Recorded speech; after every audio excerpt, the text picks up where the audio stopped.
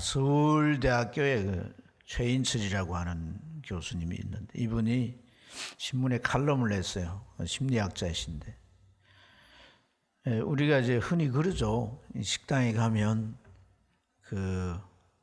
뭘 드시겠습니까? 주인이 물으면 뭐라고 합니까? 아무거나 주세요. 이렇게 하잖아요. 주인이 이제 아무거나라는 메뉴는 우리 집에 없습니다. 이러면 그럼 주인이 뭐라고 말합니까? 그냥 주인이 원하는 대로 주세요. 이렇게 얘기를 많이 하게 되죠. 자기가 먹는 걸 남에게 이제 선택을 하게 하는 건데, 여러분 이러한 이 심리를 분석하기를 최인철 교수는 어떻게 분석했냐면 사람들이 선택하는 것에 대한 부담이 있다는 거예요. 선택에 있어서 때로는 고통이 있다는 거예요. 그래도 그럴 것이 어떤 선택에서 볼 때 나에게는 아주 기쁘고 즐거운 일이지만 다른 사람에게는 고통이 될 수가 있죠. 어려운 일이 될 수도 있잖아요. 나에게는 기회가 되고 복이 될 수 있지만 다른 사람에게는 화가 될 수 있고 또 어떤 절망스러운 일이 될 수도 있죠. 그래서 이 선택하는 일을 쉽게 못하는 이러한 것이 우리 국민의 정서 속에 있다. 그런 얘기를 했습니다. 우리가 앞에 당면한 일을 두고 그냥 개세라세라 그럴 수는 없죠. 삶을 살아가면서 우리에게 그 어떤 선택이라고 하는 것이 일평생을 좌우할 수 있는 중대한 일일 수도 있는 것이라는 거죠. 그 선택 때문에 그 인생이 아주 어려움을 겪을 수도 있고 반면에 아주 이제 탄탄대로로 형통의 길을 걸어갈 수도 있는 겁니다. 그 선택에 있어서는 가치관이 중요한데 애매한 가치관으로 아무거나 선택을 하게 되면 그 인생의 방향이 아주 올곧은 대로 가지 못하고 또 삶에 있어서 일어난 일들도 그 인생을 풍성하게 하는 그런 극대화된 열매를 거둘 수가 없다 하는 것입니다.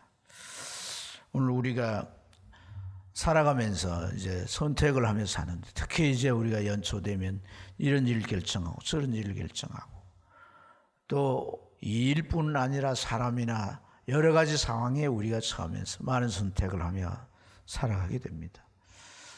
왜 지금까지 지나오면서 어떤 선택들을 하고 또 그 선택의 기준은 무엇이었는지 오늘 이 말씀을 같이 나누면서 스스로에게 질문도 하고 또 살펴보는 귀한 시간 되기를 축복합니다.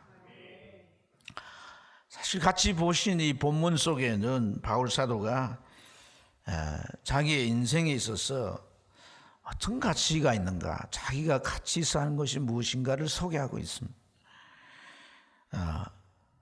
그 가치는 자기 인생을 주도했던 거예요. 그 가치에 자기 모든 것이 다 집중되고 쏟아부어지고 그것을 위해서만이 살았던 가치. 그래서 그것을 절대 가치다 이렇게 표현할 수 있는데 여러분 바울 사도의 절대 가치가 무엇일까요? 우리가 잘 아는 바대로 복음입니다. 복음. 복음이 바울 사도에게서 절대 가치인 줄로 믿습니다. 그런 마음의 생각이나 또는 이제 뭘 결정할 때나 자신의 유익이나 또 편리나 아니면 자기의 명성이나 어떤 이권 이런 것들과 상관없이 오직 우선순위는 복음이었습니다. 이 절대 가치를 우선의 자리에 두고 그런 모든 일들을 결정했고 또한 그것을 위한 삶을 살아간 줄로 믿습니다. 사랑하는 여러분, 바울 사도가 복음을 절대 가치로 여겼다고 했어요. 근데 왜 그에게 있어서 이 복음이 절대 가치고 삶의 우선순위가 되었을까 하는 겁니다. 사실 우리가 다 아는 대로 그는 복음의 적대자였지 않습니까? 예수님을 유대교는 이단 괴수로 그렇게 단정하고 단죄했지 않습니까? 그리고 예수님을 십자가에 처형하고 그를 따르는 자들, 제자들 포함해서 믿는 자들도 다 추포해서 잡아들이고 그들의 신앙을 부인하지 않으면 감금하거나 죽이거나 이런 일들을 하는 데 있어서 그는 앞장선 자였습니다. 그런 일을 앞다투어서 나가서 그런 일들을 진두지휘했던 우두머리였다는 거예요.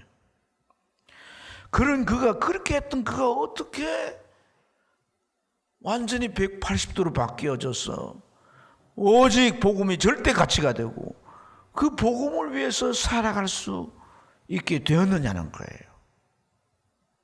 그것은 그가 예수님을 만났기 때문이에요. 예수님을 만났다는 겁니다.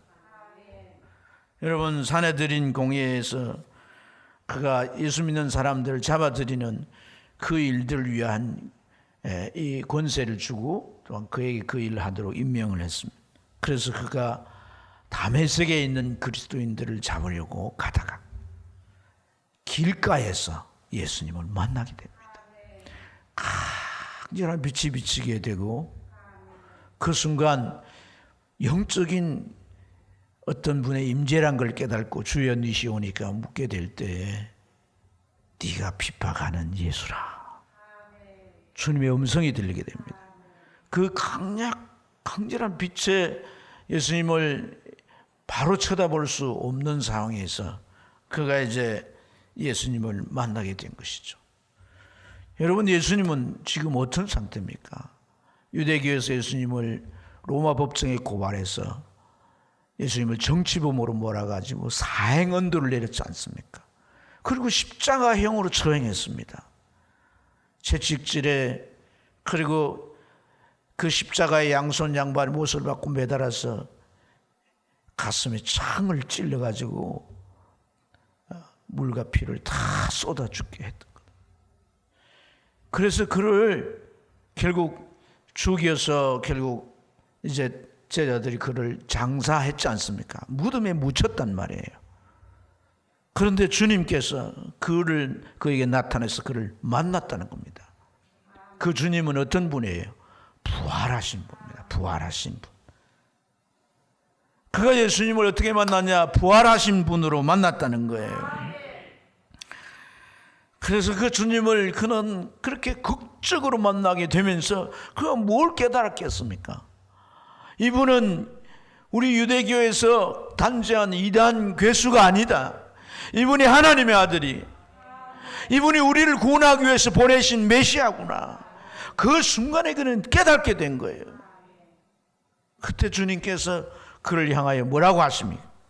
너는 이제부터 이런 박해자가 되지 말고 알지 못하고 믿지 못해서 저 지옥을 향하여 던져져 가고 있는 불쌍한 영혼들을 구원하라고 그에게 이 사명을 주신 줄로 믿습니다.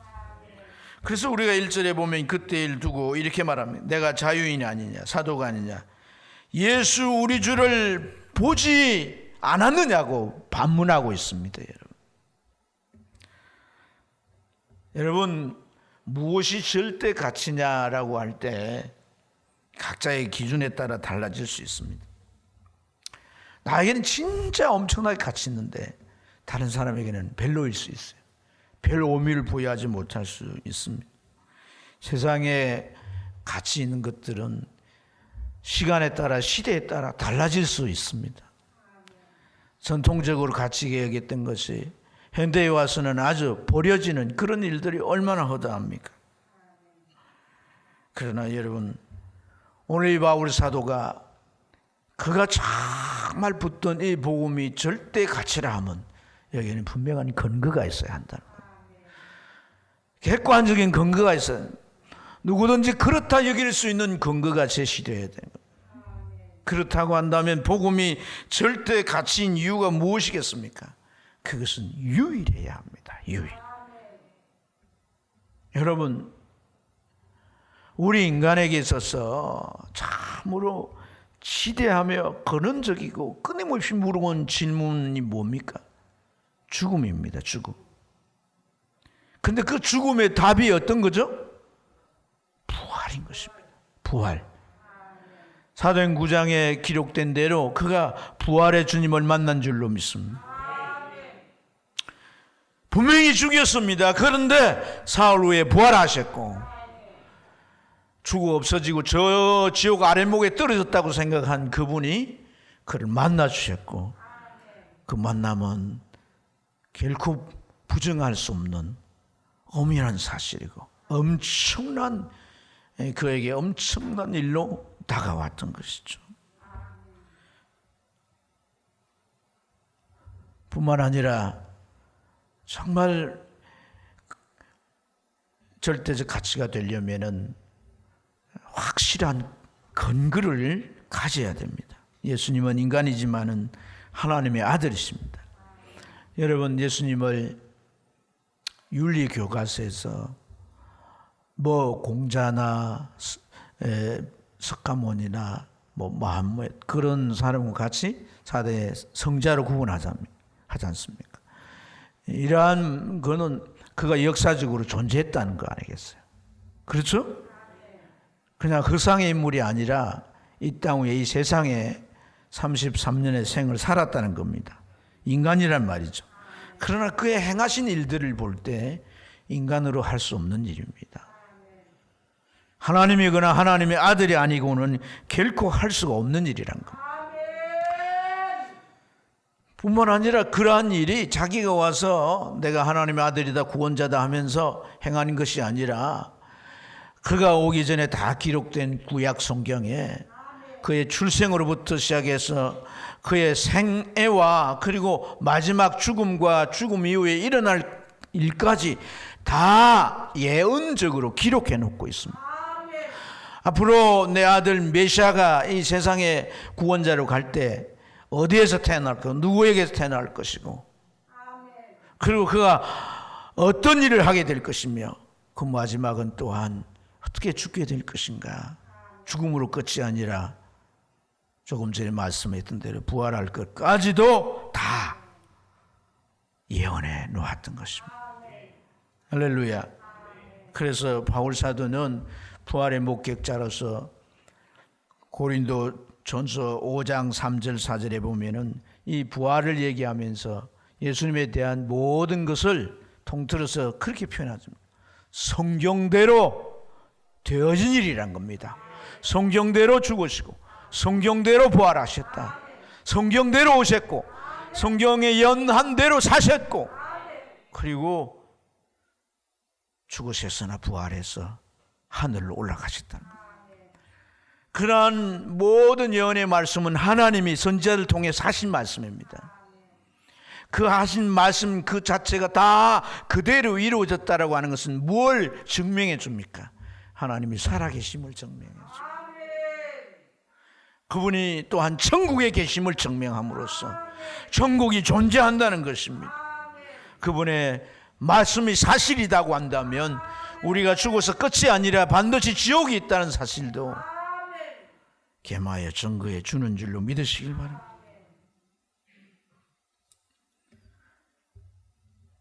실질적으로 중요한 것은 그 절대 가치를 따를 때 우리에게 어떤 결과가 있느냐는 겁니다. 그 절대 가치가 주는 효능이 있느냐는 거죠. 있습니다, 여러분. 바울 사도 인생이 180도 바뀌었습니다. 그만 그렇습니까? 예수를 믿는 사람들의 변화가 일어나는 겁니다.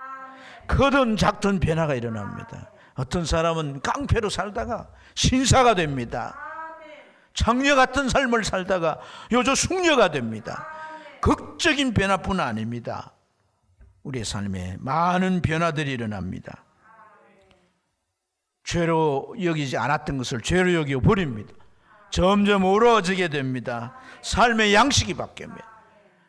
추하고 난잡한 삶이 정리되어지고 누가 봐도 정말 본받을 만한 삶으로 그렇게 바뀌어져 갑니다. 인생이 달라져 갑니다. 이렇게 복음을 만나고 복음을 따라 살게 된 사람들은 하나같이 바울만 아니라 자기 인생을 걸 만큼 복음을 소중히 여기게 되는 것입니다. 그래서 절대 가치인 것입니다. 바울은 오늘 말씀에서 이 절대 가치를 위한 삶에 꼭 필요한 것들이 무엇인가를 우리에게 소개해 주고 있습니다. 그것은 그의 고백 속에서 세 가지 단어로 보여지는데, 첫째는 확증입니다. 확증. 한번 따라합시다. 확증. 두 번째는 양보입니다. 그리고 세 번째는 전망입니다. 자, 오늘 우리가 무엇을 확증해야 될까요? 소명에 대한 바른 확증이 필요합니다. 소명이란 말은 부르셨다고 말이죠. 하나님이 우리를 부르셨습니다. 세상 가운데 우리를 부르셨습니다. 아무개야 부르셨습니다. 구원을 주셨습니다. 하나님의 자녀가 되게 하셨습니다. 성경에 그러잖아요. 내가 너를 지명하여 불렀나니 너는 이제 내 자녀라, 내 것이라. 내가 책임진다는 거죠.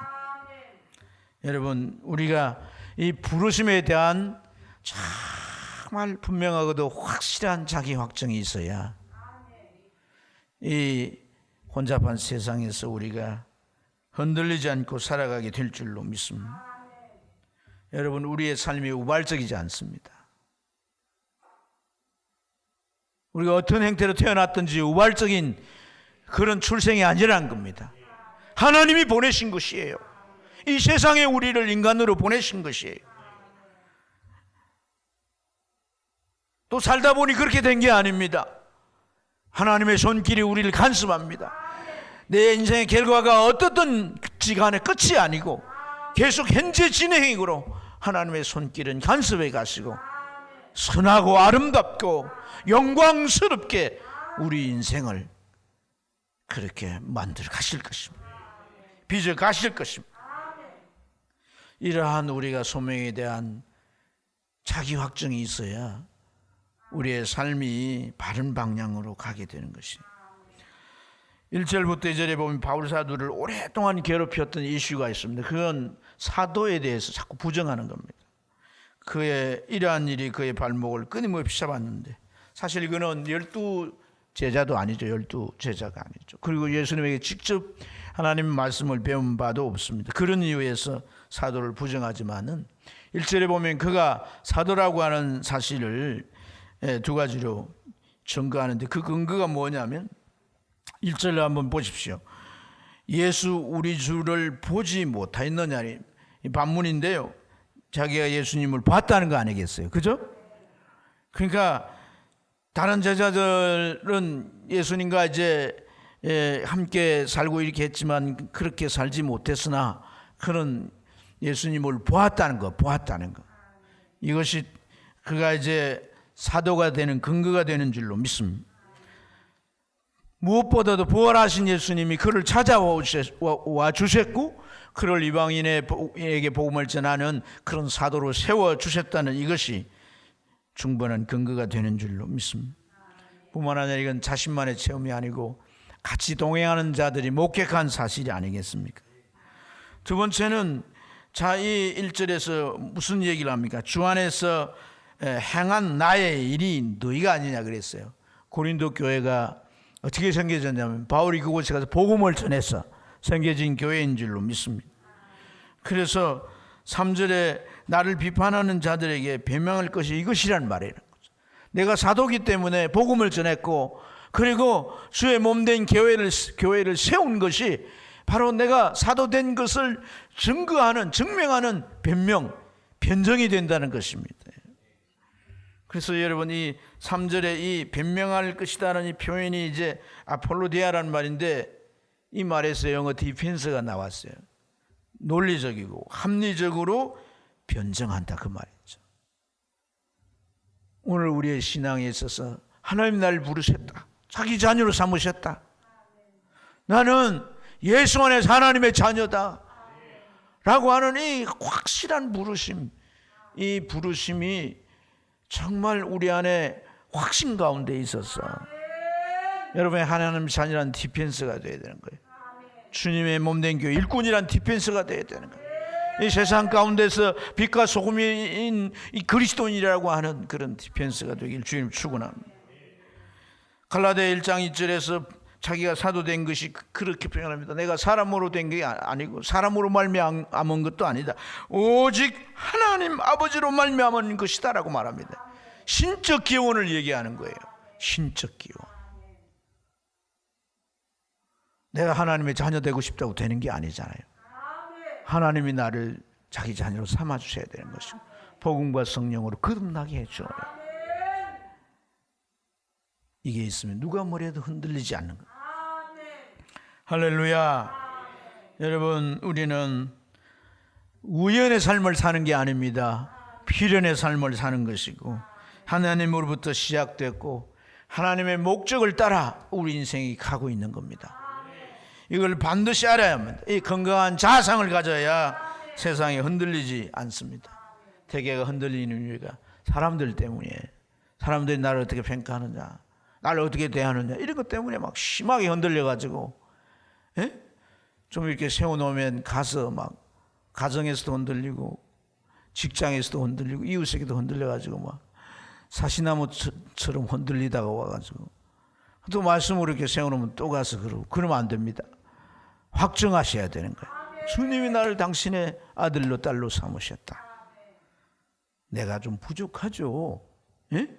예배 와도 그냥 뭐 졸음이 와 견딜 수가 없으니까 졸기도 하고 봉사도 제대로 못하고 뭐 내가 참 이렇게 예수 믿은 지 오래됐지만 덜 변화가 돼가지고 너 교회 가나 마나 왜 그러냐 뭐 이런 얘기도 들리지만 예수 안에 있을 때 하나님이 나를 인정해 주시는 거예요. 하나님의 인정이 중요한 거지 사람의 인정이 중요한 게 아니에요. 하나님의 인정하시는 것이 점점 끝없이 가면 사람의 인정은 절로 따라오는 거예요. 사람의 인정만 다 받고 나중에 하나님이 너 모른다면 그야말로 끝인 거죠. 영원히 끝인 거죠. 사랑하는 여러분, 우리가 하나님이 나를 세상 가운데 부르셨다는 이 믿음의 줄을 꽉 잡아야 돼요. 두 번째, 무슨 단을 내가 말씀했어요? 뭘 위해 양보해야 되겠냐? 예? 맨날 이렇게 치고 저렇게 치고 나는 약자기 때문에 나는 평생에 갑이 되지 못하고 어리라서 그게 아닙니다. 우리 절대 가치에 있어서 우리가 양보가 없어야 할 줄 믿습니다. 4절부터 6절에 보면 바울 사도가 그가 누려야 할 권리에 대해 소개하는데 우선 5절부터 보면 우리가 다른 사도들과 주의 형제들과 게바와 같이 믿음의 자녀된 아내를 데리고 다닐 권리가 없겠느냐.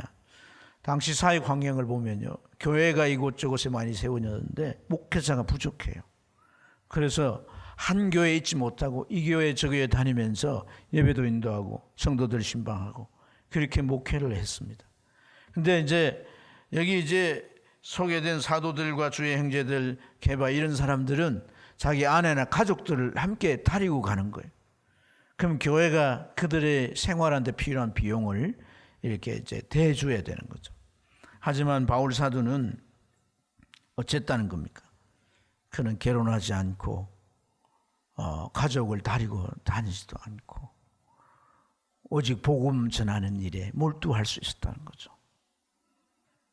네. 그 다음에 이제 4절과 6절을 보면 우리가 먹고 마실 권리가 없느냐 어찌하여 나와 바나바만 일하지 아니할 권리가 없겠느냐 이렇게 말했습니다. 바울이나 바나바는 의식주를 해결하기 위해서 일을 했던 거예요. 텐트메이크. 이 텐트를 만들어 팔아서 그것으로 그가 생활도 하고 또 선교하는 일에 쓰게 되었습니다. 그런데 교회로부터 공급받아서 교회 일을 할 수도 있지만은 그는 이제 일을 하면서 자기 생활비를 해결하고 이렇게 했다는 거예요. 복음에 누가 되지 않기 위해서, 복음 전한 일에 방해가 되지 않기 위해서 그렇게 했다는 얘기를 말씀하고 있습니다. 그러면서 7절을 보면 군인이나 농부나 목자에 대한 얘기를 합니다. 여러분, 군인이나 목자나 그 농부에 대해서 군복무를 하는 사람이 누가 자기 비용으로 군복무를 하냐는 거예요. 국가가 다 그 비용을 그가 군인으로서 복무를 잘할 수 나라를 지키도록 전쟁이 일어나면 나가 싸우도록 모든 걸 다 이제 제공해 주지 않느냐는 거예요. 농부가 농사지어서 포도를 심었다면 그 자라게 해서 거두어서 수수해서 먹는 게 마땅한 일이 아니라는 거예요. 목자가 양을 쳐서 젖을 먹는 것 또한 마찬가지가 아니냐는 거예요. 이것이 보수를 얻는 것이나 이 권리나 또 이제 그것을 해줘야 될 책무에 대해서 그는 마땅함을 강조하고 있습니다. 근데 중요한 것은 왜 이런 얘기를 했겠느냐는 거예요. 당연한 권리를 내가 포기한 것은 복음을 위해 양보한 것이라는 거예요. 왜냐하면 그것이 절대 가치이기 때문에.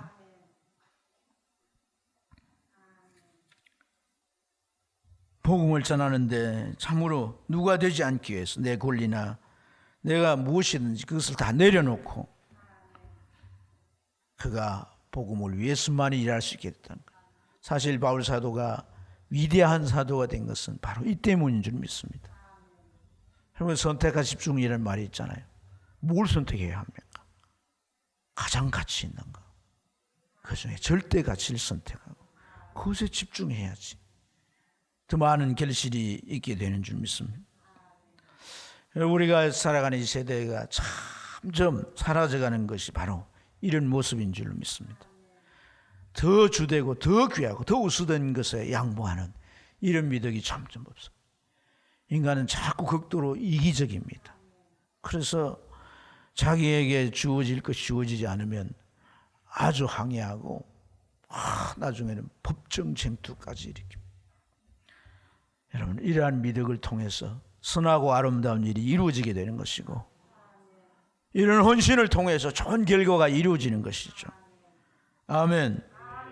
계산하고 따져서 자기에 불리하거나 뭐 얻을 게 없으면 하지 않는 그런 태도로 우리가 신앙생활을 한다면 하나님 중심으로 보신 하나님 기뻐하지 않습니다. 절대 가치를 양보하고 그를 위해 헌신하고 희생하는 이러한 태도는 직장에 가서도 인간관계 속에서도 결국은요 그 사람이 인정해 주는 거예요. 인간관계라고 하는 게 뭐 하루 이틀에 결정나는 거 아니잖아요. 처음에는 그 사람이 보이는 그런 느낌 가지고 평가하겠죠. 그런데 같이 더 지내보고 많은 일들을 겪어보면 정말 진짜 사람이 누군가를 알게 되는 거예요. 그것은 끊임없이 많은 눈길에 보여온 이러한 이 삶의 태도인 줄 믿습니다. 더 귀하고 더 우선돼 더 가치 있는 것에 내가 좋으니까 나하고 가까운 상황이니까 이게 아니라요. 이 객관적인 기준이 있어야 된다 이 말. 절대 가치에 그렇게 할 수 있어요. 그래야 그 사람을 제대로 보는 거죠. 저 사람은 편견이 없고 편력이 없어 치우치지 않아. 저 사람의 기준이 맞아. 그럴 때 사람들이 옳게 여기고 가까이 하는 것이다. 여기가 유력하면 여기 붙었다가 오늘 정치판 보셔 다 그렇지 않습니까? 저기 유력하면 저기 온갖 것들이 붙어가지고 잡동사니를 이룬 거죠. 한 번 바람이 불면 다 날아가 버리고 없는 겁니다. 그런 인생은 성경이 우리에게 가르치는 인생이 아님을 깨달아야 돼요. 계산하지 마십시오. 이것이 가치 있는 일이고 이게 귀중한 일이라. 그걸 깨달는 게 중요하고 깨달으면 그걸 위해 묵묵히 헌신함에 가면 하나님이 다 책임지십니다. 하나님이 계산해야. 그래서 하나님께서 복을 주어야 되겠다고 결정하셔야 복이 오는 거죠. 내가 받은 복을 붙들고 있다고 지켜지는 것도 아님을 우리가 잘 알지 않습니까? 주변의 많은 사람들을 통해서. 이걸 우리가 깊이 깨달아야 할 줄 믿습니다. 마지막으로 바른 전망입니다. 절대 가치를 위하여 우리는 올바른 부가 있어야 되는 거예요. 바른 미래를 바라볼 수 있는 우리의 눈이 되어야 할 줄로 믿습니다. 10절에 보면 소망이라는 단어가 나와요. 오로지 우리를 위하여 말씀하심이 아니냐. 율법에 대한, 그러니까 일반적인 예를 들고 이 예만 그런 게 아니야. 율법에도 그런 말씀이 있지 않냐. 서로를 위한 게 아니라 우리를 위한 게 아니냐는 말씀을 하면서 과연 우리를 위하여 기록된 것이니 박하는 자는 소망을 가지고 갈며 곡식을 뜨는 자는 소망을 가지고 얻을 소망을 가지고 뜨는 것이라. 밭을 가는 사람, 곡식을 거둔 사람은 시간차가 있는 거죠. 그러나 똑같은 소망이 있습니다. 뭡니까? 곡식을 거두는 거랍니다. 유대인들은요, 세상에서 가장 큰 기쁨에 대한 상징적인 인식이 있습니다. 그게 뭐냐면 이 밭에서 이제 거두는 것을 나누는 기쁨, 즐거움. 그것과 함께 또 탈취물을 이제 나누는 그 몫을 나누는 그 기쁨을 큰 기쁨이라고 그래요. 고대 사회니까 그렇죠. 그래서 이사야 9장 3절에 보면 이 표현이 있습니다. 주께서 이 나라를 창성케 하시고 그 즐거움을 더하게 했으니 추수와 탈취물을 나눌 때 즐거움 같이 주 앞에서 즐거워하게 하신다. 이런 표현. 그 나라를 창성한다는 건 뭐예요? 하나님의 나라죠. 하나님의 나라가 이루어질 때 흑암 권세에 사로잡혀 있는 자들이 복음을 듣고 할렐루야 구원의 손길을 따라서 그 흑암의 세력에 벗어나서 하나님의 나라 안으로 들어오게 되는 줄 믿습니다. 그 나라 안에 들어와서 얻어지는 기쁨이, 이 기쁨이 엄청나게 큰데, 여러분 하나님이 우리에게 주신 기쁨, 영적인 기쁨, 하나님의 나라에 얻어지는 기쁨은 세상의 기쁨과 다른데 이걸 뭘로 표현하기가 힘든 거예요. TV 광고에 보면 뭐 설명하기가 뭐 어렵다고 막 사장님이 나와 그러는데 뭘로 표현해? 그래서 이제 세상에서 사람들이 가장 즐거워하는 거, 가장 기뻐하는 걸로 이걸 대비해서 그 기쁨을 역설적으로 강조하는 거거든요. 그래서 여러분 11절 말씀에 그러지 않습니까? 우리가 너희에게 신령한 것을 뿌렸은즉 육지의 것을 거두기로 과다하겠느냐. 신령한 기쁨, 신령한 열매를 얻는 그 즐거움은요, 육적인 즐거움 얻는 것보다 더 크다는 거죠. 비교할 수가 없다는 거죠. 그러니까 절대같이 복음을 위해 살아서, 그래서 한 영혼이 돌아오게 되고 그 영혼이 구원받게 되고 그 영혼의 모든 회복이 이루어져서 가정도 치유받고 그 인생이 치유받아서 행복한 삶을 살아가는 그 기쁨은요, 세상 그 무엇으로도, 그 어떤 방법으로도 어떤 어제 능력이나 역사를 통해서도 만들 수 없는 기쁨이 없는 것이기 때문에 그것으로 얻는 그 즐거움은요, 비교할 수가 없는 거란 거죠. 사람은 자신의 경험하지 못하면요, 그 세계에 대해서 모르니까, 그 세계를 맛보지 못했기 때문에 그 세계에 들어가려 하지 않습니다. 그래서 하나님께서 우리에게 가르친 진리 안에서도 그 진리를 내가 경험하고 맛보지 못했기 때문에 우리가 그 세계를 향하여 우리 자신을 믿음으로 던지지 못해요. 헌신하지 못하기도 합니다. 그래서 눈을 뜨라고 하지 않습니까? 존다고 뜨라는 게 아니라 믿음의 눈을 떠야 돼요. 비전을 보는 눈을 떠야 되는 거예요. 이 절대 가치의 눈을 떠야 되는 거예요. 맨날 땅만 쳐다보며 살면 안 되는 거예요. 영원한 가치를 위해 살아야 천국에서 영원히 살 텐데. 아멘.